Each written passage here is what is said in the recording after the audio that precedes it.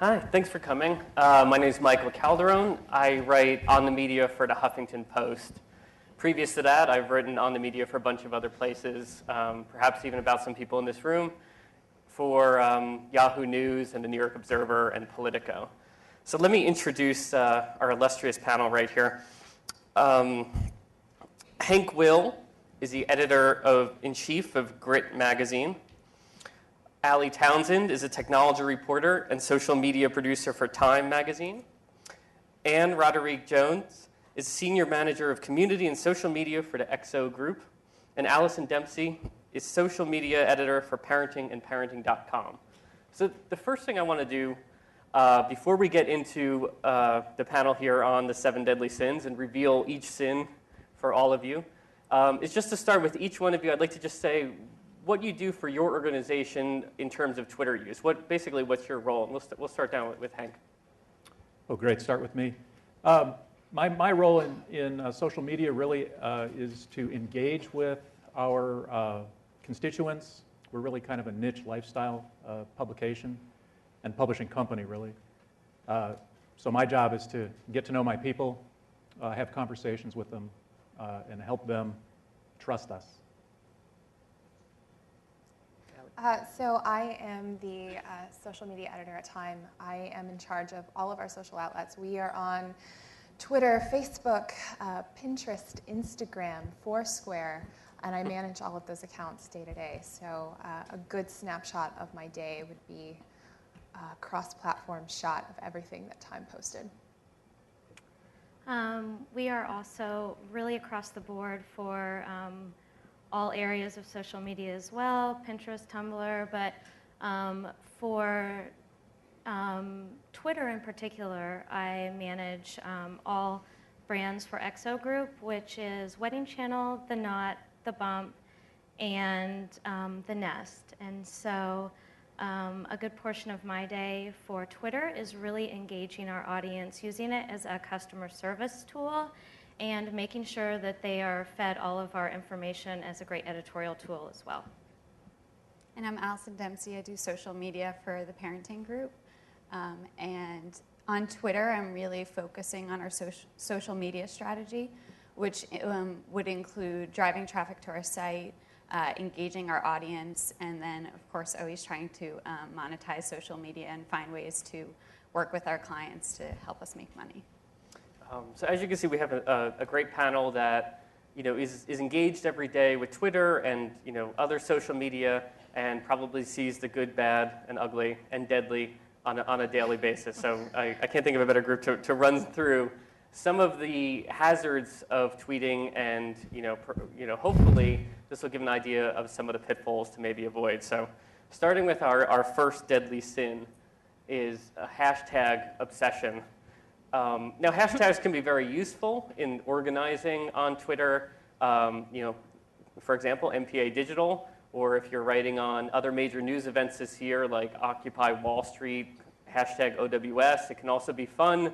You can make sort of a snarky aside using a hashtag. So there are definitely some good reasons to use a hashtag. But Allison, what would you say are some of the things you should avoid? What qualifies as hashtag obsession? So I like to call it hashtag obsessive, hashtagging, hashtag disorder. Because you've seen that, right, on your Twitter feed where there are 5 hashtags. And what I kind of liken it to is, if you bold every word in a sentence, if you italicize every word, it loses its meaning. It doesn't pop out at you anymore. And that's the problem I have with too many hashtags. So I think you need to use them wisely. They're great tools. They help you get found through Twitter searches. They help call attention. But, I always say just because you have 140 characters to use in Twitter doesn't mean you need to use all 140. So you're writing a tweet, use that one hashtag that's going to make it stand out. Don't try to fill all the characters with hashtags. Ali, when would you not use a hashtag, and when do you think a hashtag is good to sort of emphasize something in a tweet that you're putting out there in a Time article, and when would you try to avoid it? I mean, we're in a room full of magazine journalists, so you guys know how important design is, right? Or you should know. So it baffles me that when people look at a Twitter feed that they don't appreciate good design even somewhere else. Your tweets should be clean, they should be polished, there should be good grammar, there should be appropriate links, and hashtags are nice when necessary.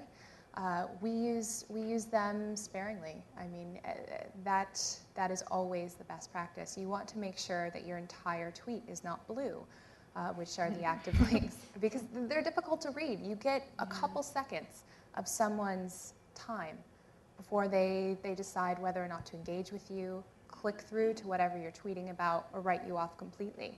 And it can be damaging to ignore the fact that people appreciate your work to make something look nice. It's friendly, it's easy, it's comfortable. So hashtags that we use at Time, if they're trending, if it's a news story and they're trending, pay attention to the trends. Pay attention to worldwide trends, pay attention to localized trends.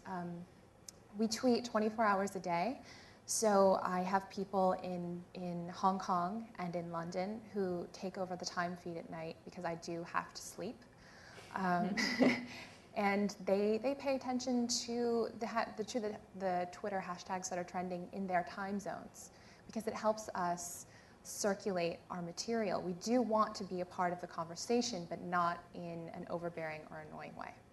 Great. Going on to number 2, multiple personality disorder. I think when you have a Twitter feed, you want to have some sort of voice behind it.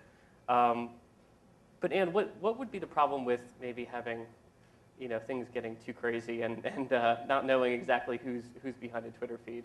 How does it affect your brand? I mean, how do you try to make sure that it's much more smooth?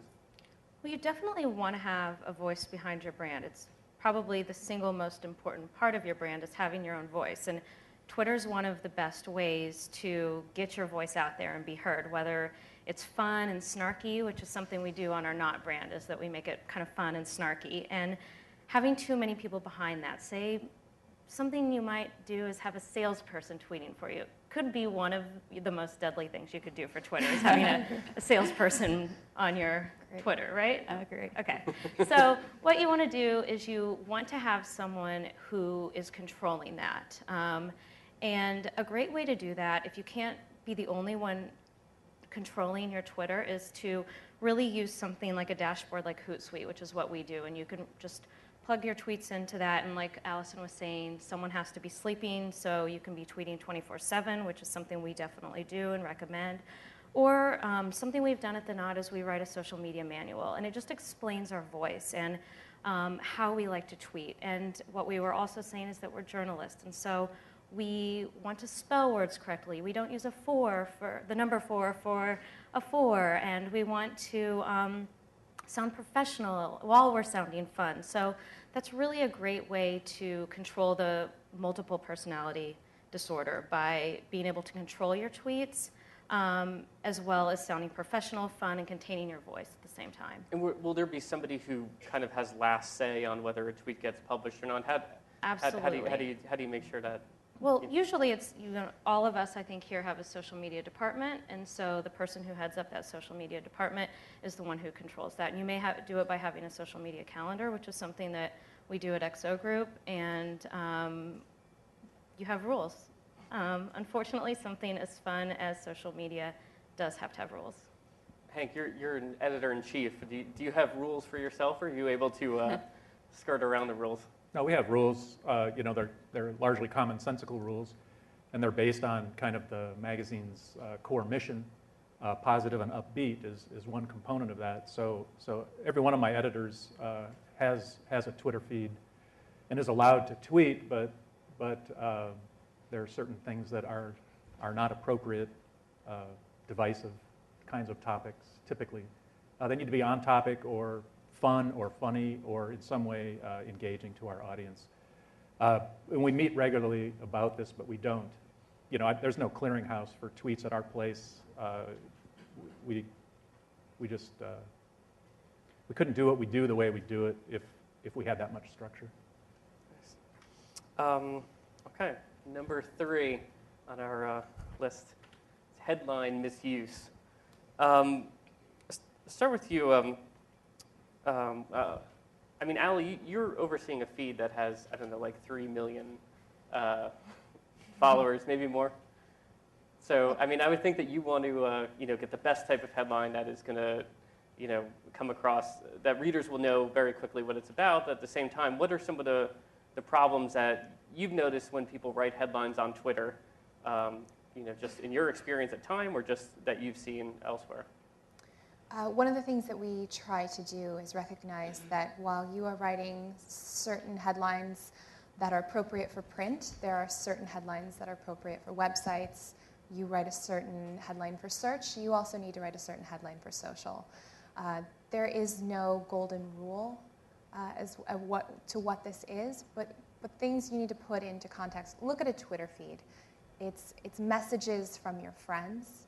It's messages from people that you emulate professionally, and they're most of the time they're personal sounding messages. So to break it up with something that sounds headlines aren't always written in English, and to break up a nice thread of conversation with something that is a little jarring is a mistake. You need to sound conversational. You need to put a little bit of personality behind it. Be witty, be funny when it's appropriate, and kind of loosen the necktie a little bit, because that lets other people in. It allows them to become a part of this conversation. Ask them questions, prompt them, make them giggle. They will respond to you, and you should respond to them. It's part of a good ongoing conversation about the news cycle. And Allison, do you agree too in terms of when you're writing a headline? How do you think about a headline on Twitter versus a headline that would be on the website? Yeah, Twitter isn't always about driving traffic to your site, but it can be a great tool to drive traffic to your site. So when we write headlines for social media, we're keeping that in mind. So the example I always share with everyone to help them understand is we had a quick blog post about the biggest baby ever born. And the headline of the post was, "Woman gives birth to enormous 13-pound baby."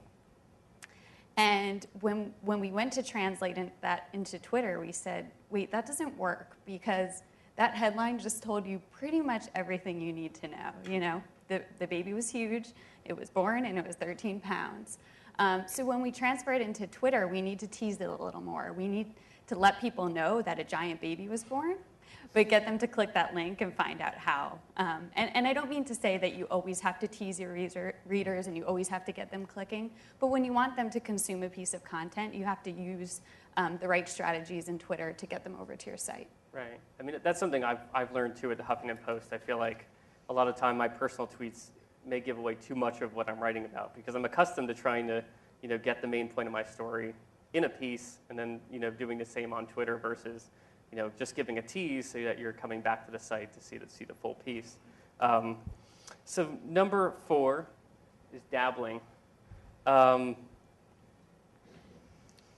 Hank, what's the problem with dabbling? I think the problem with dabbling is that you're inconsistent. You're not available.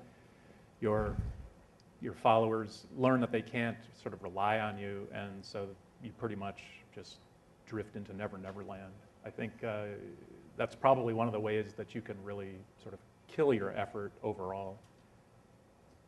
How often do you tweet? I've seen on your feed you also respond to a lot of people. How is that tied into your strategy in using Twitter?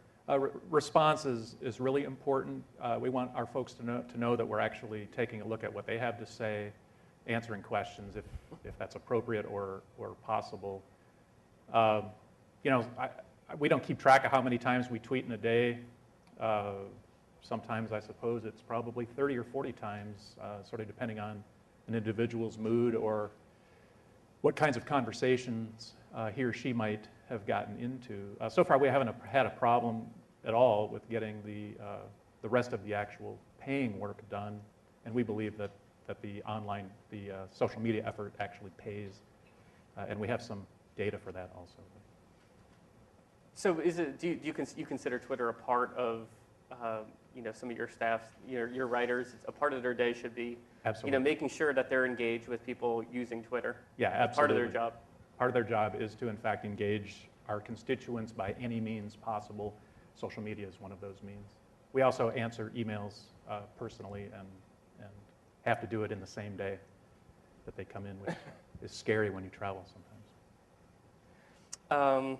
Okay, number 5, and I think this actually is going to jump off what we were just kind of talking about. Number 5 is narcissism, and I think this goes along with the idea of in terms of responding to people and making sure there's kind of a two-way street going on. And what would you consider a narcissistic Twitter user? I think spitting out links, for example, if you're going to tweet 10 times a day and all that you're doing is spitting out links to your site, trying to drive traffic to your own site. And I think we can probably all attest that we've seen people who utilize Twitter this way just to drive traffic. And I definitely would say that's an example of a narcissistic tweeter. And we definitely don't, that's an example of something that we try really hard not to do. And I think that, it's anyone who's following you on Twitter has probably been to your site or read your magazine, and so it's a really great way to be able to engage your user. And it's certainly a great way to drive traffic to your site by using those links, but it's also a great way to be able to ask your user questions. For example, on the Knot, you could ask someone where they're registered, and you can get 1,000 answers in a matter of a minute. And so you can glean your audience for these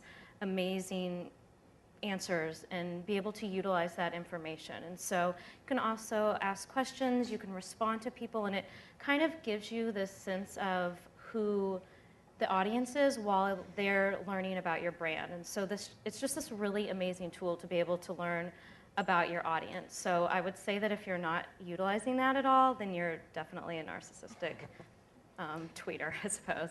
I mean, also here, we're talking all day about social media, and point of social media is to be social, not just to kind of throw links out there. There was Pew did a study recently that showed, in a given week, they studied a bunch of news organizations, and 93% of all their tweets were simply links back to their own pieces. Now, what you said was smart in engaging readers to offer their own ideas and stuff that you could then use editorially in the in the various sites. I mean, Allison, how at Parenting, how do you kind of get past the you want to promote your brand?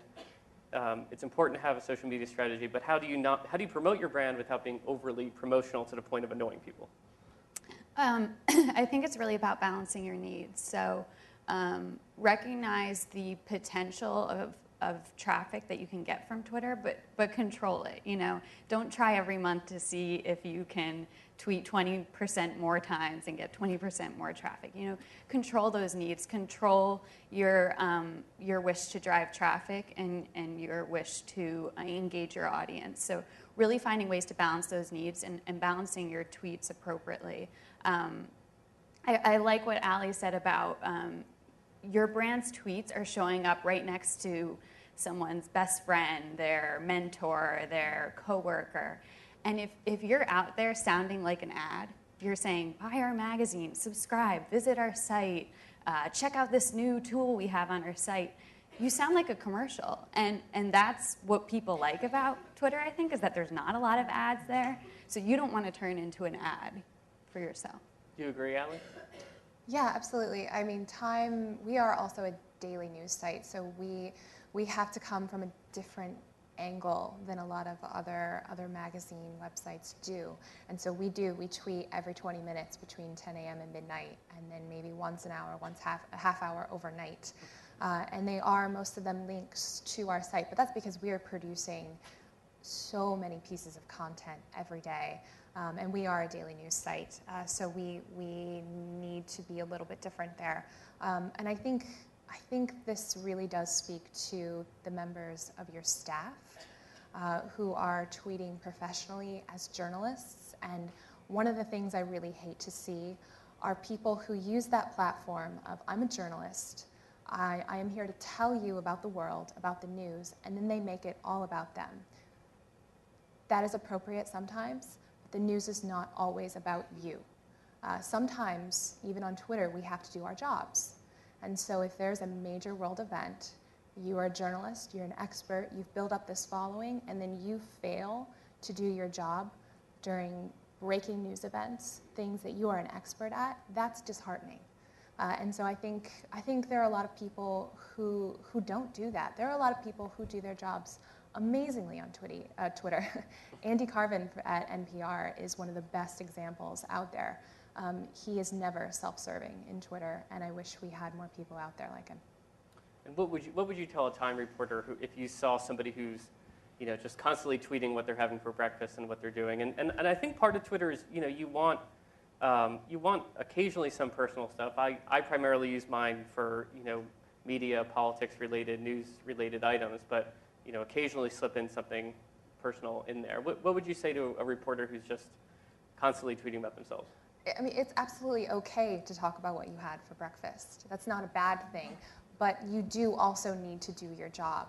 And I've never had this problem with any of the Time reporters. They're amazing on Twitter, and I love that if there's something happening, they inform me about it because they're already tweeting about it. And those are the type of people that you want on your staff. That's the type of community that I want to see coming through my Time staff feed.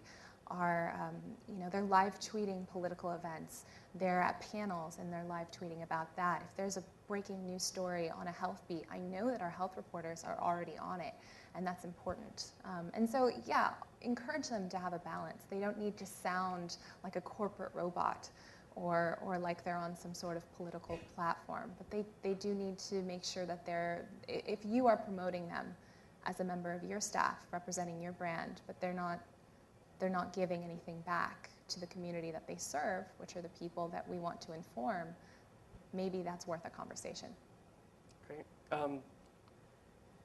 Allison, you touched upon this, and I think a lot of these sort of go together. So, there is occasionally a little bit of overlap between the narcissism and between, how you're writing headlines and things of this nature. I mean, you touched on analytics. How important are analytics? How closely do you look at how many referrals you're getting over Twitter or other social media? It's my #1 favorite part of working in social media is the analytics that we have available, both free and some paid measurement tools. You can measure everything. You can do A/B testing. You really can test anything you want and get an answer quickly. So analytics are really important to us. We track our links. We use tracking codes. We check referrals from Omniture. It's all really important to help us develop that strategy. One simple thing we tested is we communicate a lot of product recalls. So if formula is recalled, or a child toy or product.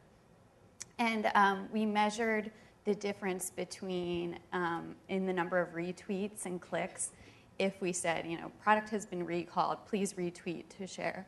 And if we didn't ask people to retweet. And we just saw a remarkable difference when we told people, can you please retweet this? It's important safety information. So I was really impressed by that. But I do want to say, don't put please retweet after every tweet.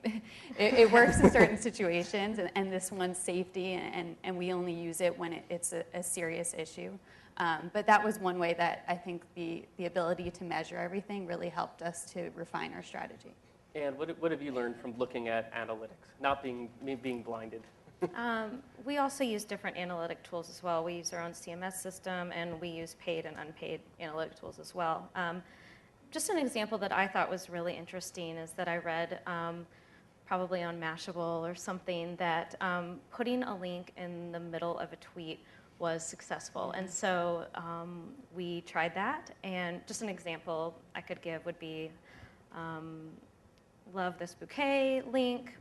What do you think? That's probably not the best example, but that's an example. And so we started trying that out, and we received, I think it was 28% more clicks by putting a link just that week in the middle. So just by testing your analytics, you can receive over 25% more clicks by just trying new things and placing your links in different areas or asking questions differently, or as Allison was saying, by telling your readers to retweet. So it's really important to measure these things and then bring them in and telling people, because another thing I think a good example is that there are certain people in your company that may not be aware of how important social media is. So by measuring it, it's important to be able to bring that to the table and give people numbers. So it's another reason that measuring social media is really important. What about you, Hank? How have you found analytics useful in using Twitter? That's really, for us, it's a core piece of our weekly, daily, monthly analysis. We can get a sense for if the efforts are paying off, how the efforts are paying off, at least in terms of website page views. And we've got a number of subscription interstitial tools on the websites as well that are served under certain sets of circumstances based on where that traffic's coming from, and we can use those things from our internal system to really, in some ways, determine the monetary value of some of our efforts out there. Never mind just day-to-day traffic, but something that we do that we factor into our P&L statements and you name it, and to our forecasts and everything into the future.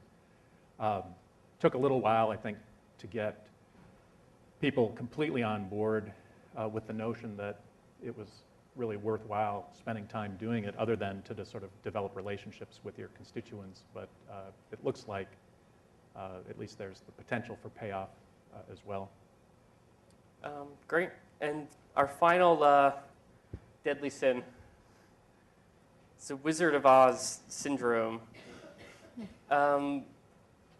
Allie, tell me how you would avoid the Wizard of Oz syndrome in working with your staff, with editors and reporters at Time. I mean, the staff, they bring their own flavor and personality to their Twitter feeds already. I have a wonderful opportunity to see all of these every day as they filter through in one nice stream on my computer screen. And I retweet people. We participate in hashtags like Friday Reads, and I will retweet that. I will retweet that editor, that writer, that reporter, and say, hey guys, this is what we're reading. If they ask a question, if any reporter ever needs a man on the street, or if they're looking for a source, you can tweet about that. As long as as long as you feel like it doesn't give away a story that you're working on, encourage people to source social media, and I'm able to retweet that for them, and it makes a huge impact. It adds color to Time Stream, because there is danger in always being this glorified RSS feed. And this is one way that I'm really able to bring a lot of personality to the Time feed, is by retweeting this amazing body of people that I get to work with every day, because they really do have some wonderful things to say. And how do you feel readers respond when you are retweeting something coming from a Time staffer versus, just coming from the voice of God, the voice of Time? What do readers get out of kind of going behind the curtain, and seeing some of the men and women that are putting this publication together and kind of working on it, as they're working on it, maybe as they're out in the field before, in Iowa, before they write the cover story on the Iowa caucus? What do readers get out of that sort of behind the scenes? I think they get a sense of community. I don't think people want to be dictated to anymore. They want to be a part of something, and that's what Twitter and Facebook, Google+, these are what these platforms are teaching us. People want to be involved. They want to be a part of this conversation. They don't just want to be preached to. And so it's nice for us to be able to pull it back a little bit. I think a good example is when Steve Jobs died. We had actually just closed our issue hours before that afternoon. We had absolutely signed off and sent it out. And we decided to actually stop the presses, pull it back, and create a commemorative issue marking Steve Jobs' career. And we were there very late, into the wee hours of the morning, and I was there. I came back into the office, and we were tweeting out our content about Steve Jobs, yes, but we were also, I was able to tweet that we had decided to stop the presses. I asked the editor if that was okay, and he said, absolutely, go for it, and I did, and that was probably one of the biggest responses that I've seen from a Time tweet, is just saying, hey guys, to let you know, we stopped our presses. Tomorrow we'll show you the cover that we are working on right now. And I was able to share a few photos from the staff meeting, and they were they got a great response. So people do want to see the people and the personality behind the brand as much as they want to see your polished work. Yeah, I mean, from covering a lot of media institutions over the years, it's really incredible the amount of transparency that you have now through social media. I mean, not that everything is being tweeted that's going on behind the scenes, but you are seeing a lot more than, you know, when a place like Time or the New York Times or other outlets were kind of seemed like these fortresses. Now you can follow so many people all day and what they're doing and where they're going and what they're thinking and what they're reading, that it's sort of, you know, it's opened things up for readers and the people who, you know, consume these brands. Allison, how would you convince an editor or a reporter, a writer, anyone who's maybe a little more reluctant to use Twitter, kind of the importance of peeling back that curtain and you know, putting a little bit more personality out there through social media? I think, you know, just encouraging them to try and offering help, because it can be intimidating. I remember when I first looked at a Twitter feed, I really thought it was written in a different language. It takes some time to understand. So as experts in the field, we need to offer our help to begin things and you know, give people that hand they need to get started, and then help them to get the feedback that's really going to convince them to stay on. I mean, it's silly, but it's a really great feeling to get feedback and to be retweeted. And I think once an editor experiences some of those things, they'll find the value in it. We have time for two questions? Two questions. Okay, we have time for two questions. Anyone? Right here? Oh, and please just state your name and affiliation. My name's Stacey Morrison, and I'm working with blogger.com in a consulting role right now. I wanted to actually ask you guys about tactics. Do you use TweetDeck? How the heck do you keep all this stuff open? Because I find one of the biggest challenges for me is, you know, I decide it's Tuesday Twitter day, and then Wednesday's Facebook day. I mean, I have a larger team that's working on it, but I'm just interested to hear how you handle it. That's a good question. Let me just go down the row, kind of what you use, starting with Hank. Certainly tools like TweetDeck are in play at our organization. Some folks use them more than others. Some people try to manage their stream just sort of in its naked native state, and I think they miss a fair amount. But we don't have any sort of set rules on it. I manage things better with a third-party tool, strictly because I can keep track of individuals and conversations a lot more easily and efficiently. Yeah. We use Hootsuite, which is a web-based application. TweetDeck you have to install on your computer. So no matter where I am, if I need to access Time's Twitter account, I can do that through twitter.com or through places like Hootsuite that incorporate Facebook and now Google Plus too. We also use Hootsuite. And we also use Hootsuite. I really like the ability to schedule things. So they go in a publishing section. And so if you have different editors scheduling tweets, you can, if you're the lead in social media, you're able to go through there. You can easily make edits. You can change the times of things when you need to be a little flexible. So I think it's a great tool. And they also have a really nice iPad app, so you can do it on the go. Great. Next question. Right up here.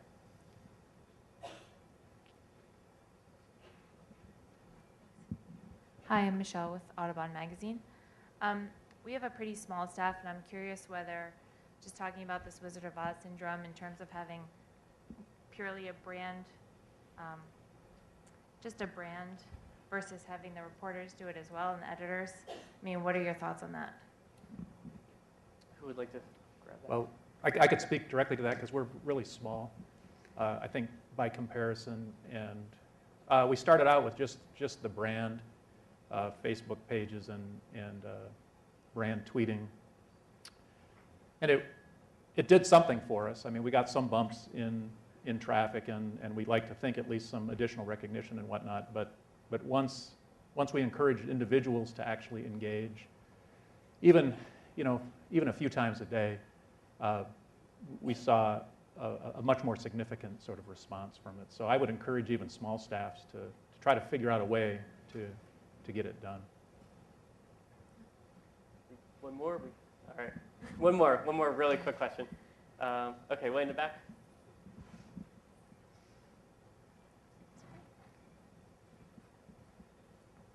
Hi, I'm Lauren. I work in business development at Meebo, and my question is just generally, what are your success metrics? How do you determine whether you're engaging enough with your user base? What's a measure of success? Anne, how about you? Well, like we were saying, we use analytics to measure success. So a really good example would be on Twitter is deciding how many times a day we want to tweet. When we first started tweeting, we would read articles about how tweeting 2 to 3 times a day was the maximum amount we would want to tweet. And we realized that we could actually tweet more times a day, which means that you can drive traffic to your site more. And we started tweeting 12 times a day. And then we found that we were losing followers by tweeting 12 times a day. So a good example of that would be we found that, as we all know, that social media is really trial and error. So using metrics, using your analytics, and just measuring, and that's an example of how many times a day you can tweet. Driving your traffic to the site, which articles are working, engaging your audience, but that's just a really good example of that, is just using those analytics to measure what's successful. So as we were saying before, they're absolutely key. So it's just an example of that, but just seeing what works and using your analytics to measure them. Great. Well, I think we're out of time. So I want to thank the panel. I hope they answer some questions and maybe helping a lot of people avoid some Twitter sins in the future. So thank you very much.